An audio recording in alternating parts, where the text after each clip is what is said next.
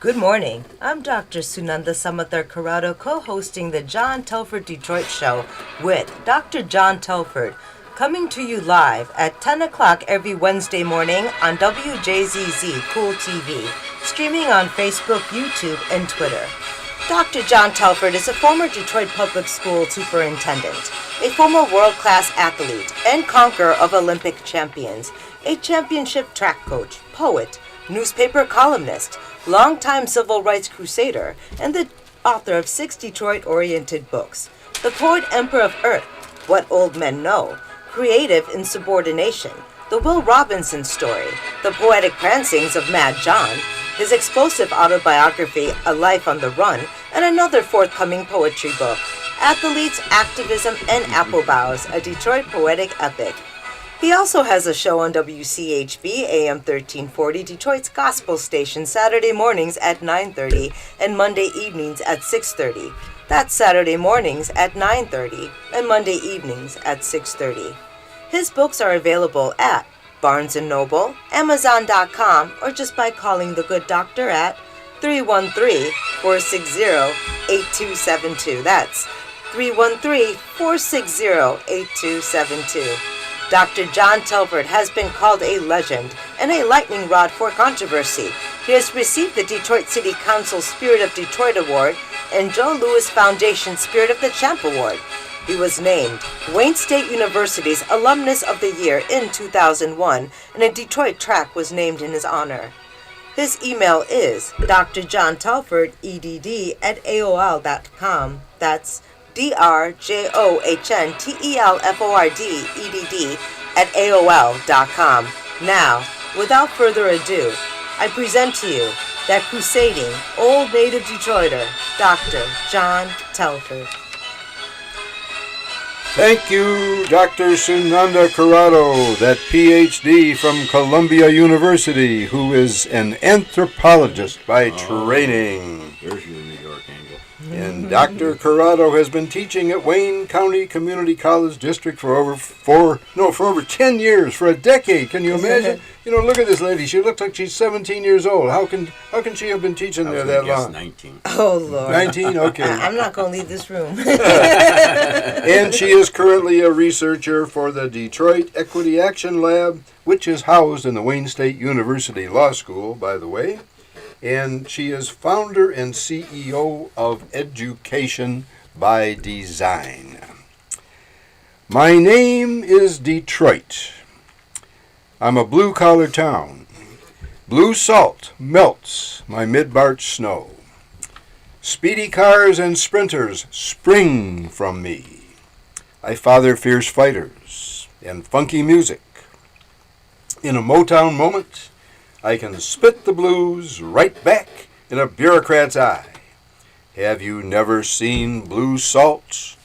No complex chemistry here, only the old color of a new sky. And there's a new sky dawning on Detroit today because we have got Russ Ballant, community activist Russ Ballant, brilliant writer Russ Ballant, in the WJZZ studio this morning at 10 o'clock this morning, and Sunanda and I are going to be interviewing Russ Ballant. But first, I have to do some of my obligatory advertisements, and one that I'm going to give is this one. Miss Virginia Starkey, fondly known simply as V, the proprietress of V's Boutique, offers a wide range of fine clothing and accessories for ladies. And you can find all sizes of women's fine apparel in V's one-stop excellent customer service at V's Boutique that you can't find anywhere else in Detroit anymore. V's is at 16423 East Warren. 16423 East Warren. Right around the corner from the old Alger Theater and right around the corner from one of the few libraries that is still open. We have 6 libraries that are still open. It's not funny. 21 of them have been closed, and Russ Ballant, who is our guest today, is a member of the Detroit Library Board, for which, by the way, I applied, and I was interviewed for about 5 or 6 minutes, and of course rejected, because I don't think that they particularly care for folks, who always tell the truth. But I'll be talking about that probably in the March edition of this paper, the Detroit Native Sun, which incidentally is one of the papers that advertises my my show on WCHB. I got to get them to advertise my show on WJZZ as well. But the edition this week, it's on the stands, and it has an expose of what needs to happen in the Detroit Public Schools Community District. That's the whole cover story. It's a 3-part series by Valerie Lockhart. And I also suggest that you get a hold of a downtown monitor, the Detroit Downtown Monitor, because I'm the poet in residence, for the schools now, and I have a poem in there, and it should still be on the stands because today's February the 16th. So get that also while you're at it, and. I also promised to make this announcement. The radical feminist show, The Vagina Monologues, celebrates its 30 years in Detroit with its performance on Sunday, February the 27th at 3 o'clock p.m.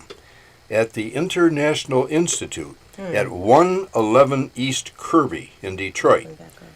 And you can get tickets for the Vagina Monologues at Sean P. Williams Productions at 313-433-8384.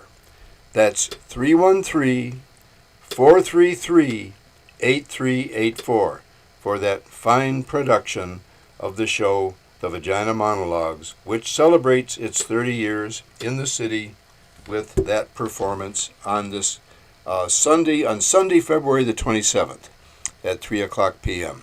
And I might be able to make that, on Saturday, February 26th, I got to go to the Wayne State University Athletic Hall of Fame. I'm a member of that group, and I never overlook going to its annual dinner because I'm trying to get them to put the track program back, the men's track program, which was their parade program for half a century. They've eliminated that program. Okay, one other thing before we interview the great Russ Ballant, who is sitting right across from me today. If someone asks you to sign a petition advancing two measures, the Michigan Student Opportunity Program Initiative and the Michigan Tax Credit for Student Opportunity Scholarship Contributions Initiative, don't sign it. Don't sign it. Right. It is Betsy DeVos's thinly veiled scheme to advance the privatization of our public education. It's a thinly veiled voucher program which the people won't get the opportunity to vote against. You want to say anything about that, Russ? Oh my goodness, yes. Betsy DeVos in the early 1990s developed a strategy on the west side of Michigan for taking down all of Michigan public education, turning it into a privatized school state. In spite of course, 1963 Michigan Constitution that said no public dollars, no tax dollars will go to assist public education any way, shape, or form. And so, which is, by the way, has been violated repeatedly by the state of Michigan, because the funding of charter schools is a funding of private education. So that's right. They would define it as public now. Well, yeah. But the word doesn't fit. They don't play by our rules at all. But isn't that the problem? Now the problem is there's no public education. The redefinition is the public funding of education, right? Whether it's public schools or charter schools, and now perhaps parochial and private schools. Yeah. That's right.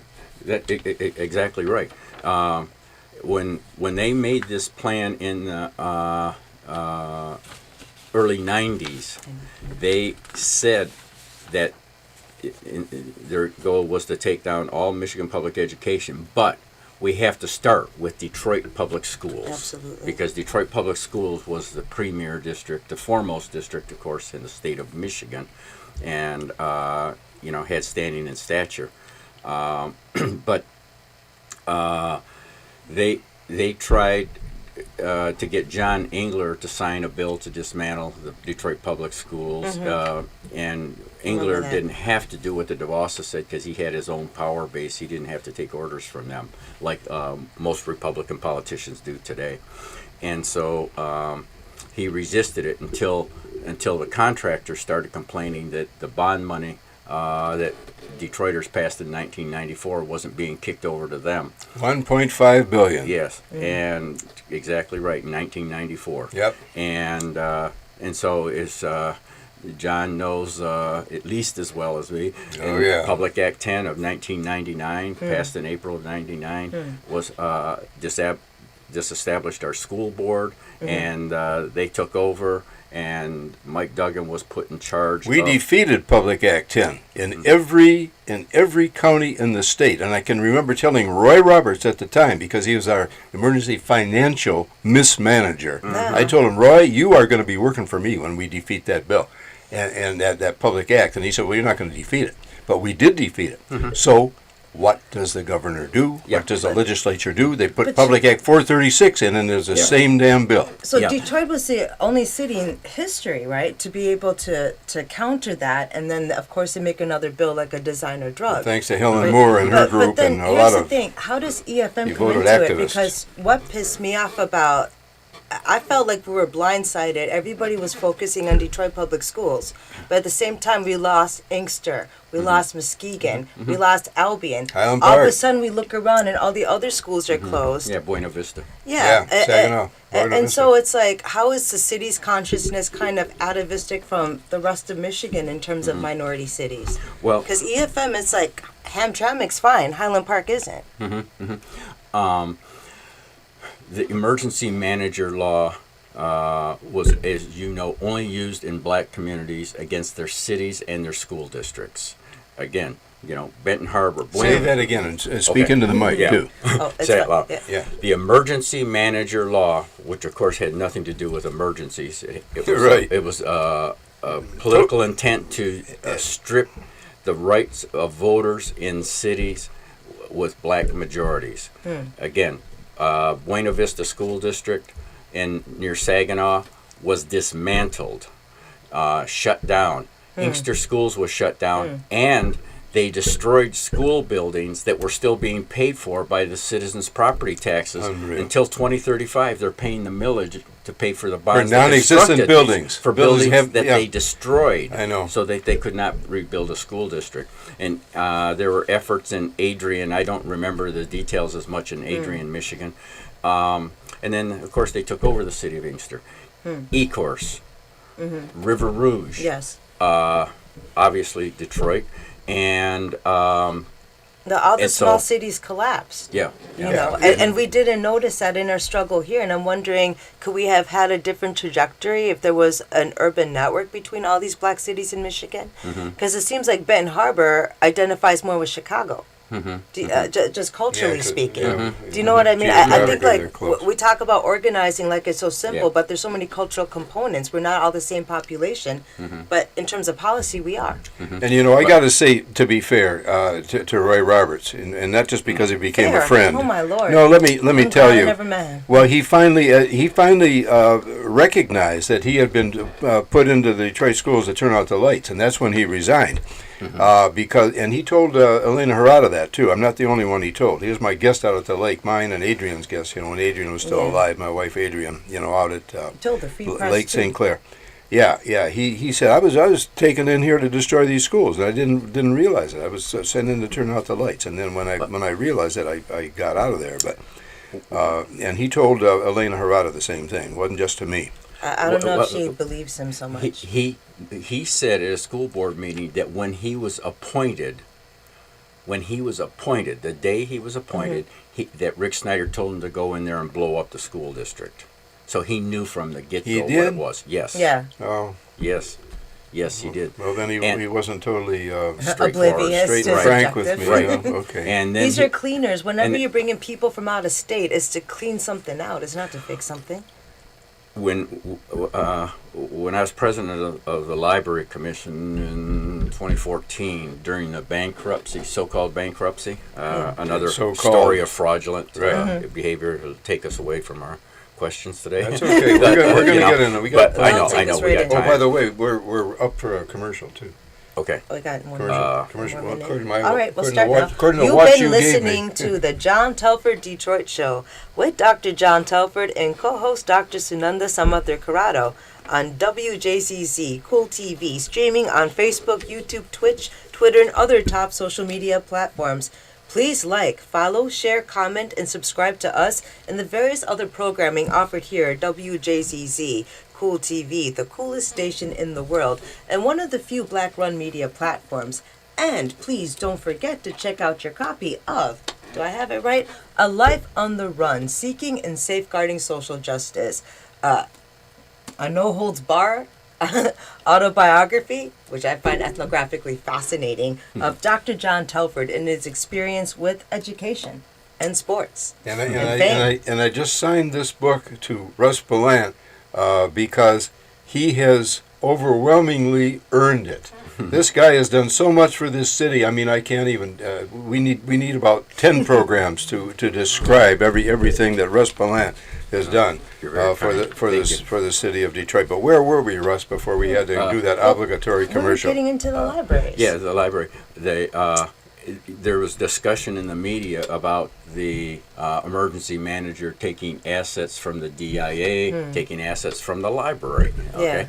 And the Free Press called me up and said, what are your thoughts? I said, Detroit is a public library system. Is a separate municipal corporation. It's not under the control of the emergency manager for the city or for the school board. And later, within a day or so, there was an event where Rick Snyder was at Davison Elementary School, right at Davison and Conant area. You mean he actually came to Detroit? Yeah, Wow. He came to Detroit, and Roy Roberts saw me in the hallway, and he came up to me and said, "So you think we can't touch the library, huh? We'll show you, you son of a bitch." Man, That's what Did he he said. really? Yes, he did. Yeah, you well, need to take him off your Valentine's list, man. I don't have a Valentine's list. I of course, I'm not going to get into that game. I you're not going to draw me into being stupid. I just Right. walked away. Yeah, well, of course. But He and I did not see eye to eye on many issues when I was superintendent. But later, whether he was telling me the truth or not, he said I should have listened to you about the reading program. Because I tried to get the Quick to Learn program, and so did the school board. The good elected school board that appointed me superintendent. We were going to put in Jim Hare's Quick to Learn program. And by now we wouldn't have had this reading deficit that we have because This deficit took place with the reforms. I mean, we were just fine. quote reforms Yeah. unquote. I mean Deforms. deforms is more like it.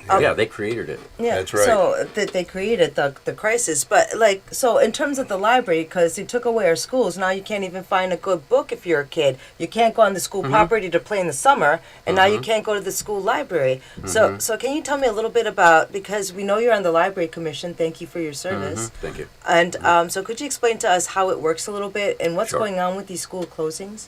I mean, Well, library closings. Sure, absolutely. In March 2020, as COVID was starting to ramp up in the state of Michigan, the governor issued executive orders to close, libraries, museums, et cetera, et cetera. And we were all on board with that because, it was new territory and it was spreading so rapidly. But in the fall of 2020, September of 2020, that was modified, and the director recommended reopening the main library in 6 branches. And decisions were made on those 6 around geographical distribution, but also whether they had enough open space to where there could be social distancing within the branch. Some branches are or smaller, you know, people would have to be more compact, etc. So that decision was made, and then the next year we thought, i.e. 2021, we thought we were going to be reopening more, but we didn't. And one of the things that hampered us, and at the time, is our budget didn't have the projected revenue to open all the branches back up.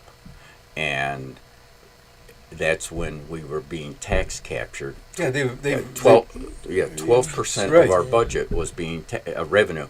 90% of the revenue of the Detroit Public Library comes from the property taxes. You have 4.63 mills on your property tax bill in Detroit, and the mayor was taking 12% of that money and putting it into downtown development projects, which means he was undercutting neighborhood services, i.e. library branches. Absolutely. And transferring the money to the downtown developers who were primarily, outside the city of Detroit. And, for a kid, a library card, if you're a kind of nerd, is a kind of a passport. Not only can you go to all the libraries in the city, but you can go to other libraries, including Wayne State University Library, Troy Public Library, and check out books as a guest. But if you can't even get a library card now, I mean, like, this is ridiculous. Well, a kid can't get a book. And further, since the current library director, Joanne Mondowney, had taken over, she had branch by branch been doing extensive renovations. Because there was a lot of neglect over the years, and she was really upgrading. And every branch that was upgraded, it was just phenomenally different and much better and improved. We vastly expanded the computer resources. Nice. And new things like from shelving and carpeting, anything where there was neglect and wear and tear, they were being upgraded one at a time. And those funds, when we couldn't even open branches, we couldn't be doing renovations, right, any longer. And so, and I asked in 2020 when we were discussing all of this about opening the branches, I said,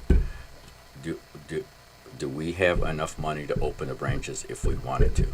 And I was told by the CFO and by the director that we did not have that money. Yeah, because those funds were absconded. Because they were being taken. That's right. Now, so here's where we are So today. what is going with the funds being taken? Here's what's going on. Well, I have raised the question, and I still feel it very, very strongly. On May, I want to make sure I get back to the reopenings that are planned. On May 25th, when the mayor was doing a public program talking about the American Rescue Funds and how they were going to spend it, and he was asking for feedback. Of course, it was an election year, so he was asking for feedback from people. And a lady from the east side, as I recall, stood up and said, our Detroit Public Library system is very important. I really want to say how important it is, and yet I don't see any money in your plan for that. And he cuts her off. He says, stop right there. He said, the Detroit Public Library is managed. That's the word he used, managed by the Detroit Public Schools. So if you want to go to get something for the libraries, go to the school board. And so the lady tried to continue with the importance of the library, and he cut her off again. And he said, you should have that conversation with the school district. I'm sure it'll be a good conversation, blah, blah, blah. Now, people don't like to be blunt and straight when they're dealing with the mayor, but I'm just going to tell you, he's told a flat-out lie. A lie is an intentional misstatement. Right. It wasn't an error, because the city of Detroit budget has a chapter in there for the Detroit Public Library. By state law, the city provides the fiduciary functions of the library. Okay, the only role of the school board is to appoint one library commissioner a year. The Detroit library system has no reporting obligations or duties or practices with the Detroit Public Schools. It's all with the city of Detroit. And The library's employees are in the city pension fund. So when he says they're managed by the schools, he's basically saying, I don't want anything to do with them.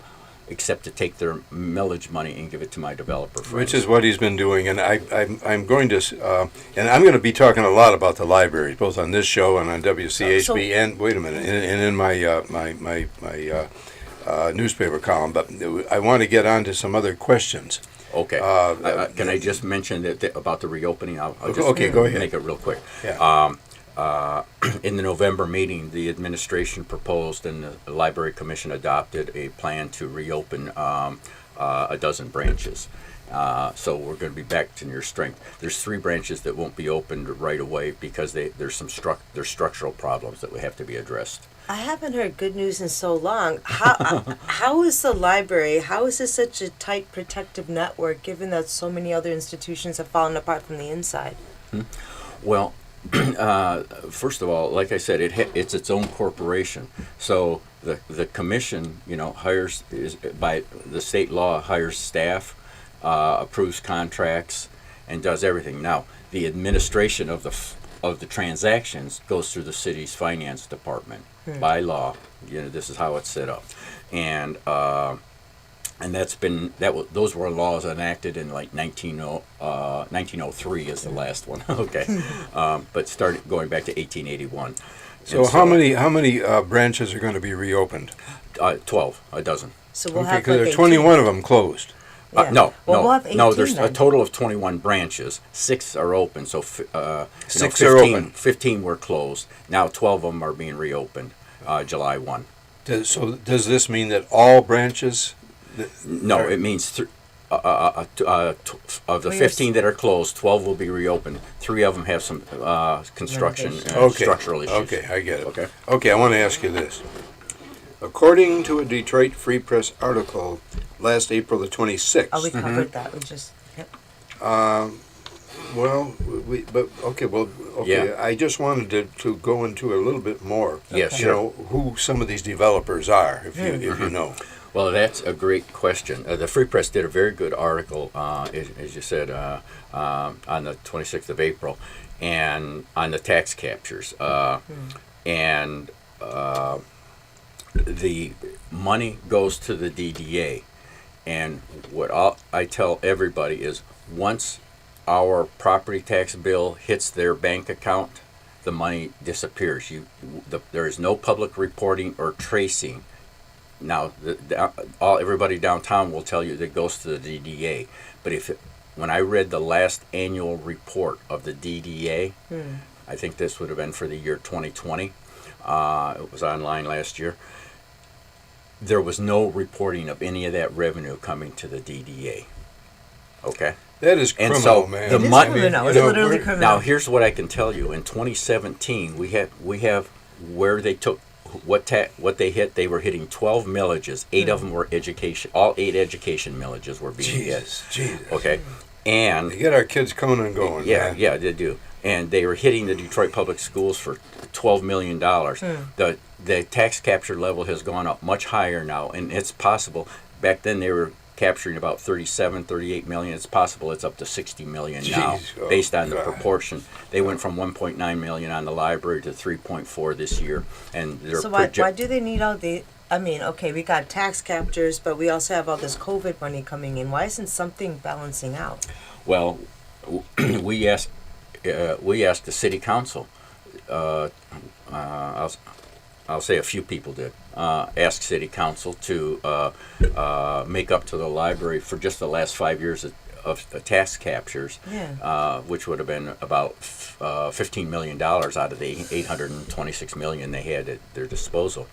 And I said, this is just to make us revenue neutral. We're not asking for special grants or special gifts, but just give us back 5 years of what you took. They've taken over $40 million over the years, not just this administration. That was the going old back. controlled city council. We got a good city council now, and I think we're going to we start got a better city council. cooking Yep. with that. So You want to ask him the water question? Yeah, sure. Okay. So you worked on water on the Yeah, water board, right? I Under did. Coleman Young's administration, Yes. and then under Archer, perhaps you were telling me. When Archer, at the last year of the Coleman Young administration, I was asked to take over the skilled trades apprenticeship program because I'd gone through an apprenticeship to be a water plant operator, Yeah. which is an electrical mechanical trade. The chemists do the actual treatment for the most part, and so I took up that offer, which I was very appreciative of, and then that was in '93, and for the next 10 years during the Archer administration, I ran the program, and then into the first year of Kilpatrick administration. Because I know we go through floods all the time, but I remember when I was young that floods actually destabilizing the city. What do you think about the floodings that we're experiencing now compared to how the city used to handle water issues back then? Well, the city had a system on the sewerage side, and I worked on the freshwater side in water treatment plants. But there's a sort of church-state separation, both physically and operationally, between sewerage and water. Separate funds, separate revenues, and no cross connection. You know, the sewers in the alley and the water mains are in the street, so that if there's a break in the water main, the sewage can't contaminate it. It was all set up beautifully, actually, in that way. Well, the sewage system collects stormwater as well as wastewater, and that stormwater can overload it. So when they engineered it, they set up these floodgates that would start just dump everything into the Detroit River. That would mean raw sewage as well. But back then, nobody thought that was ever going to be a problem because you had whole Great Lakes running through the Detroit They River. kept flowing right? down river. Yeah, and it kept flowing Somebody down river. else's problem. Yeah. So, any rate, you know, as you well know, the EPA stepped in and started saying, you can't operate like that any longer, and they brought a suit, and senior judge John Fikens was put over the suit to supervise the city, you know, developing. So that's how it was originally designed. It would just all automatically, hydraulically dump into the Rouge River and the Detroit River. And so they started trying to build more capacity and not use the floodgates by building retention basins, more capacity at the wastewater plant, huge amount of acreage, and treatment that doesn't allow bacteriological discharges into the Detroit River, more chemical treatment, chlorine and so forth. And so that system, without the floodgates, you know, couldn't handle what fell. But there's also the more fundamental problem is that in Oakland and Macomb County and western Wayne County, those communities came on as they developed their shopping centers and factories and residential communities. Water that used to go into the ground started going into sewers.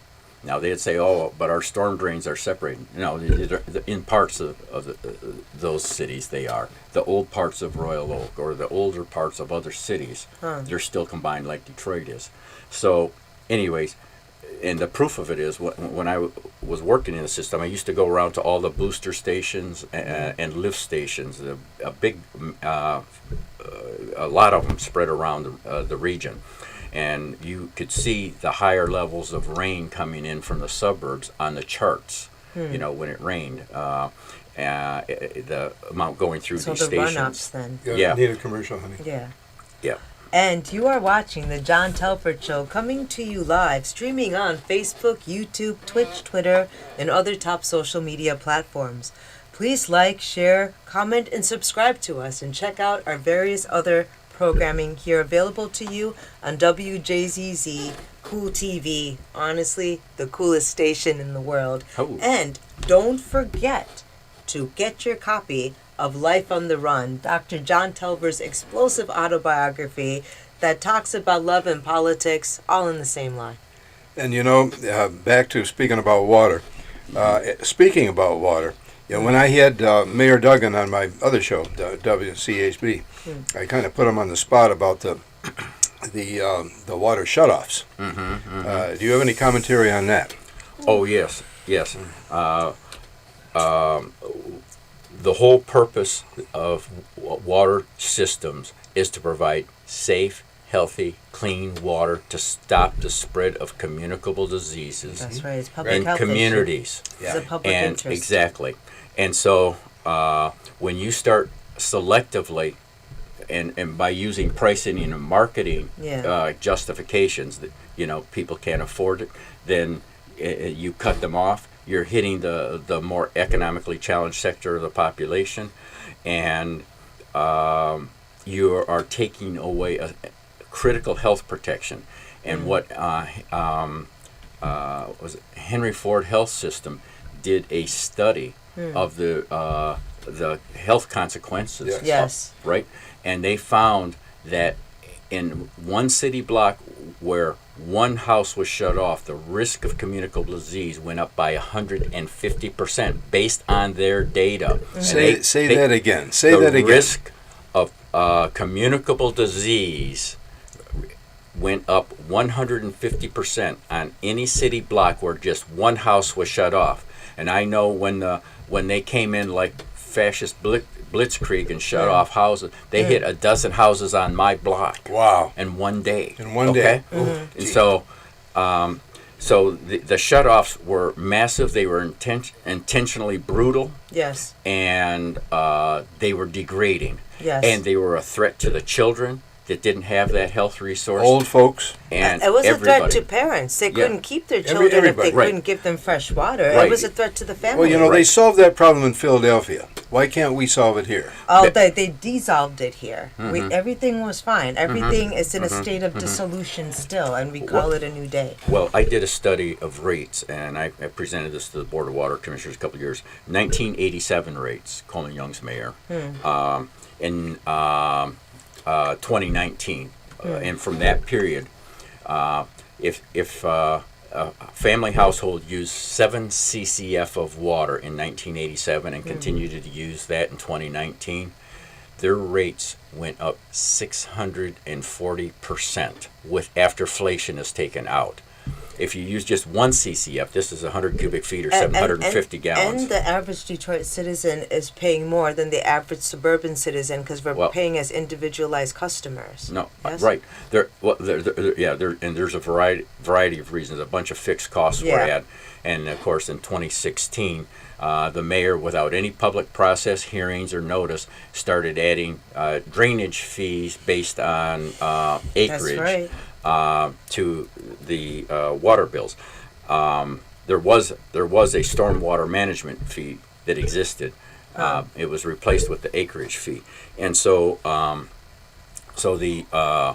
but if you use just 1 CCF of water during that 32-year period of time, your rate went up 2,450%. That would be primarily a rate that would affect seniors. Okay. And I heard that these rates were calculated by, say, for instance, in an abandoned house, there's a water pipe busted, and the water's been gushing for 3-4 months, and that water, the expense was then accrued onto the neighbors' water bills. That's not accurate. Okay, because the expense because that doesn't affect how much water flows through your meter, and your bill's strictly based on what your meter. I've heard that story too. Yeah. And that is a mythology. Now it's a cost to the system, but it's not.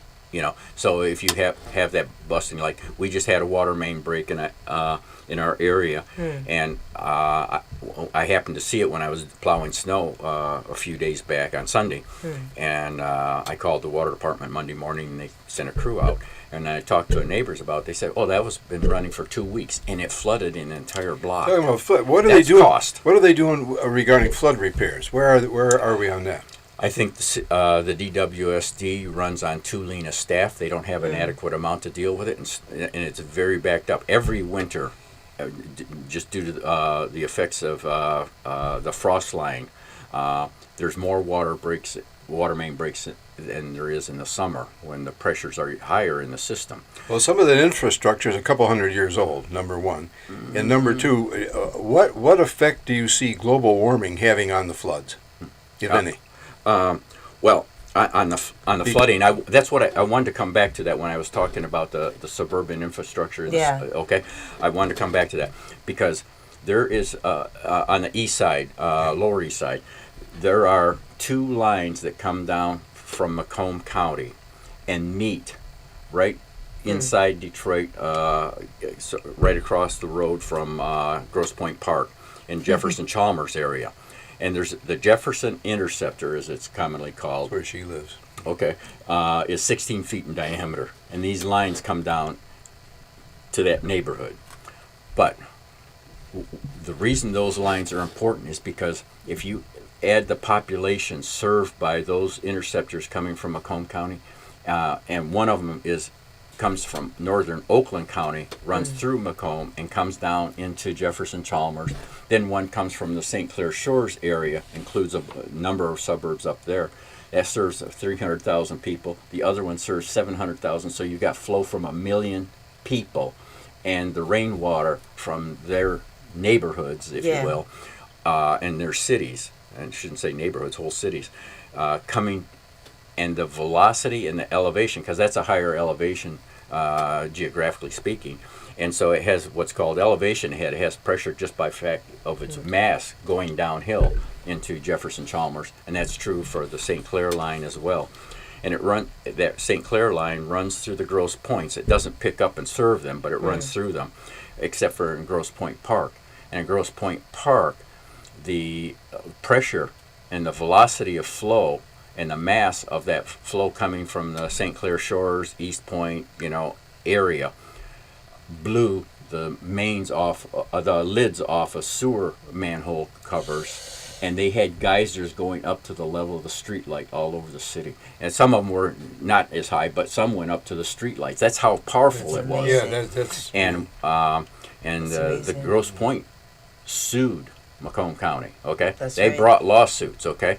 The city of Detroit is doing just the opposite. Grosse Pointes are suing Grosse Pointe right now for the floods too. the city of Detroit's doing just the opposite. Yeah, Detroit. They're doing just the opposite. They're taking Detroit resources to try to repair some of the worst case scenario sites, like some of the homes, and put in, I guess, backflow preventers and stuff like that.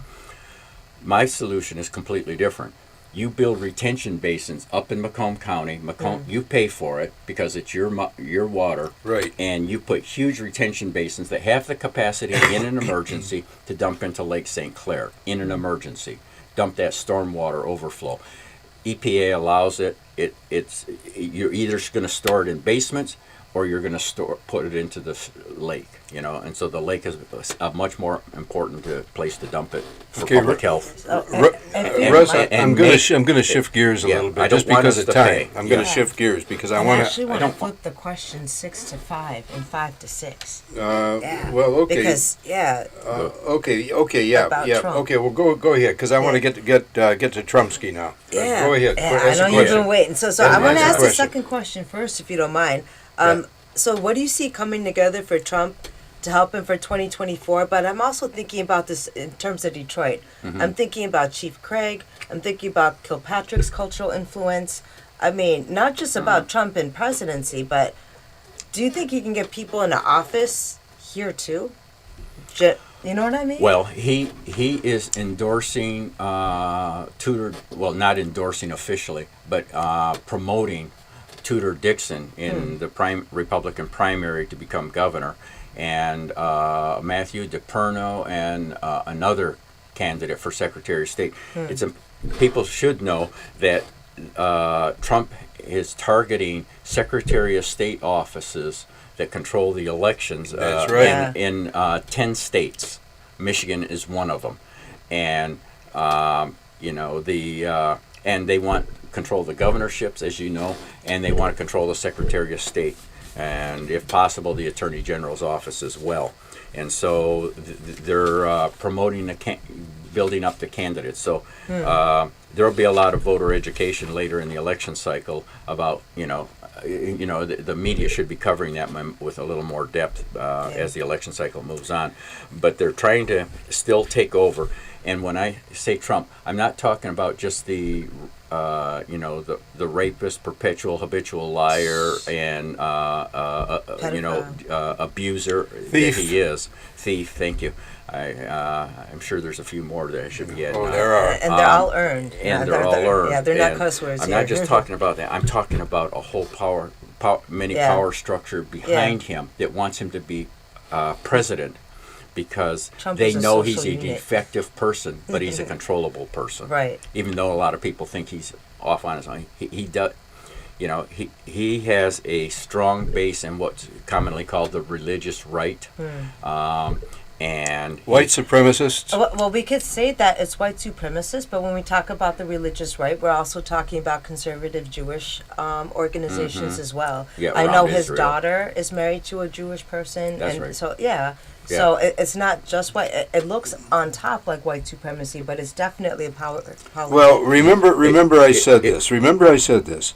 Nothing short of convicting Trump will disqualify him from running in 2024. Well, We've got to get that bastard into a prison. Right. Actually, he belongs in the gas chamber, and I keep calling for that to happen. I know that's not going to happen. And I don't believe in capital punishment, except in his case. And they've been hitting me on WCHB about that. They're Henry calling Ford it. designed the first gas chambers for this. But No surprise. but there's a finance sector power structure. People like Peter Thiel, who set up PayPal, has just recently changed his focus. They're setting up alternative media sites. If you hear about a lot of them. Rumble or Tumblr, those are Trump world social media sites. Nobody should be giving a dime to any of those kind of things. If you don't know who's backing a new social media site, don't put money into it until you really can verify that it's not funding the fascist movements. Yeah. Now, Trump is a racialist. Yes. There is no doubt about absolutely. that. He definitely And, plays it. He inherited that from his father. Didn't let black people into his properties years right. before he was ever elected. Right. You might remember, John, I sent out a But we piece in saw him on all the 2016. clubs in New York Yeah. when he was a Democrat. What were you saying, Russ? In 2016, I put out a description of Trump. It was called Orange because he had orange hair back I then. remember. Orange is the new black. Right, shoot. yeah. The black yeah. was a swastika, Yeah, Yeah. right, right. Because he was pro-Hitler. His first wife, in her divorce proceedings, said that he read Hitler's Mein Kampf. Well, he read Hitler's collected speeches. This is what Yeah. she said, okay? And Hitler always called that his second Mein Kampf. Oh, okay. And that he read those at bedside.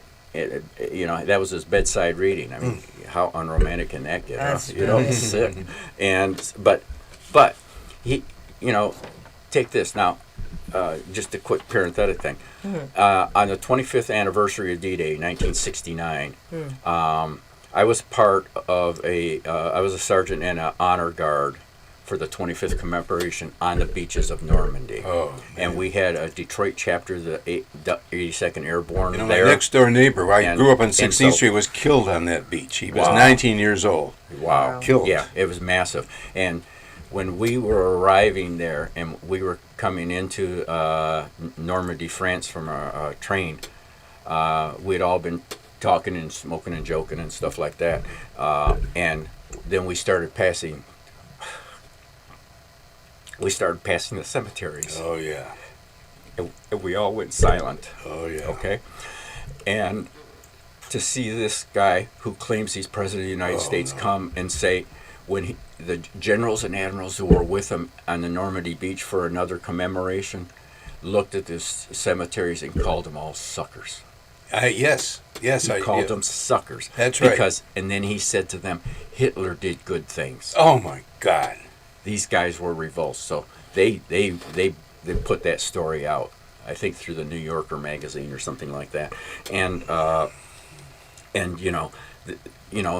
we all know what he did around Charlottesville. There's good people on both sides, and he had white supremacists posing that were on his staff, posing for pictures, giving white supremacist signs like this, which is white. Yeah. This is the white sign. And his worship of Putin, of course. No. I'll take a little exception with that. All right. They were like cooperation and competition. Like one of the main economic projects of Russia is the gas feed, the Nord Stream 2 gas feed, and It's finished. It's finished, but not being used, and Trump was causing interference on that, and that was a big deal for them. and he did some other things. His assassinating an Iranian general by using guided missiles, Yeah. which blew up a bunch of people. I couldn't believe he did that. Yeah, That was I could. that kind of stuff. So, so it's a mixed fiction. But Putin has issues, some of the same kinds of issues as Trump. But we'll talk about. So let's string that in. Actually, let's go where the questions take us in this other Yeah. route. So like You got the last commercial first. Oh, all right. Because I'm going to ask about Nazis in the Ukraine and then double back the yes. other That's way. what I want to. Yeah, Good. I want to talk about that. Yeah. And so you've been watching the John Telford Detroit Show coming to you live, streaming on Facebook, YouTube, Twitch, Twitter, and other top social media platforms. Please like, follow, share, comment, and subscribe to us. And thank you for watching WJZZ, Cool TV, the coolest station in the world. And today in the station we have Russ Bellant.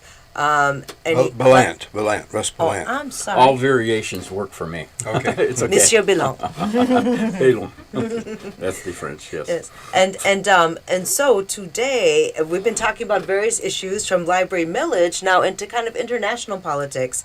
And so we're kind of going to start talking about Ukraine and Russia, but I didn't know that Ukraine had some Nazi elements to it, especially it being It's big time. yeah. Okay. Let me give just a very quick historical background. And this is something very few Americans did not really know know. It's knowable. The information is out there. If you go to Wikipedia and you put in the name Gehlen, Reinhard Gehlen. Say it again. Gehlen, first name Reinhard. Reinhardt. How do you spell Reinhardt? Reinhard. DT, is it D or DT? D. D is in dog. Just D. I-N. ReinHardT? No. No just T. D. No, just D. Just Okay. D. Say the whole thing again. Yeah, Reinhard Gehlen. Not to be remembered. After Reinhard Gehlen headed all military intelligence operations for Hitler on the Eastern Front during World War II. Wow. Now, the Eastern Front is Poland, Hungary, Romania, Russia. and everyone. All the Union. sweet countries. All the Swedish, Ukraine, Croatia, as it was. All the Balkan countries was and there, the Soviet Union. and so forth, and they in all these countries except Poland, it might have been a little in Poland too. They formed SS legions made up of the Hungarian Arrow Cross, the Bulgarian Legion, the Romanian Iron Guard, the Croatian Ustashi, and even got legions from Spain, the Blue Legion from Spain, 100,000 troops. So it's like KKK And- networks here. Yeah, right? Yeah. that's right. And these were all under the control of the German Nazi Party and the German military. And they were all running operations to try and defeat the Soviet Union. So it was multinational. And this was under Reinhard Gehlen's purview. After World War II, the United States broke all its wartime pacts with the Soviet Union, the Potsdam Agreement and others, Yalta Agreement and so forth. And Is this Nazi element still a factor that's in where I'm going. Ukraine? Yeah, Okay. That's where I'm going. Yeah. And the entire apparatus that became known as the Gehlen Org was recruited by the U.S. intelligence and brought into the CIA, and one of those was the Organization of Ukrainian Nationalists, and they were housed under the Radio Free Europe, and that was the funding conduit to fund all these organizations, and they kept up operations. World War II did not end in the Ukraine until about 5 years after our World War II ended in 1945. I never knew that. They were still running military operations through the United States. Okay, and of course the Soviet that's Union knew it. They had divisions fighting each other. Well, here, bring it up to date. The Organization of Ukrainian Nationalists have formed political organizations and political parties after the collapse of the Soviet Union, and had significant influence because of the U.S. sponsorship in post-Soviet Ukraine. Today, when there was the demonstrations in 2013, 2014 at Maidan Square, and they overthrew the elected government, that was the United States overthrowing the government, because So- that government was told by the European Union. The European Union gave them a 2,200-page document that they wanted them to sign that would put them into the European economic situation, and had provisions for them that they had to be part of the European military alliances. Not NATO specifically, there's a European Military Commission, but lead toward NATO. And the president of Ukraine, who again was an elected person, said, well, I'm not going to sign that. And the United States said, oh yeah, you're going to sign it. And he refused to. And then Russia made a loan. They were in economic straits. They made a $15 billion loan agreement, and they said, hey, this is a whole lot better than what the European Union is. Yeah. So they organized their Nazi forces, and they collapsed the government and took over. And then they formed military alliances. The people in eastern Ukraine were opposed to this coup government, and they sent the Nazis in to start killing 14,000 people. They killed. We have been, and the United States is sponsoring them today. we want to thank Russ Palant. We want to thank Russ Palant for this wonderful program today, because we've run out of time. Yeah. And we do need to talk about Russia and Ukraine We're gonna have very, you on very again. specifically. So Yeah. we really need you to come back on We got for a talk much about more it. tailored conversation about we're that. focused. And this has been amazingly extraordinary. You've been listening to the John Telford Detroit Show with Dr. John Telford and your co-host, Dr. Sunanda Samathar Corrado, on WJZZ Cool TV on Wednesdays from 10 to 11 in the morning, streaming on Facebook, YouTube, and Twitter. It was the late, great Dr. Wayne Dyer who said, Dr. John Telford has a warrior's heart and a poet's soul. Listen also to Dr. Telford and WCHV AM 1340, Saturday mornings at 9:30 and Monday evenings at 6:30. That's Saturday mornings at 9:30 and Monday evenings at 6:30. And tune in again next Thursday at 10 o'clock. And thank you again for listening.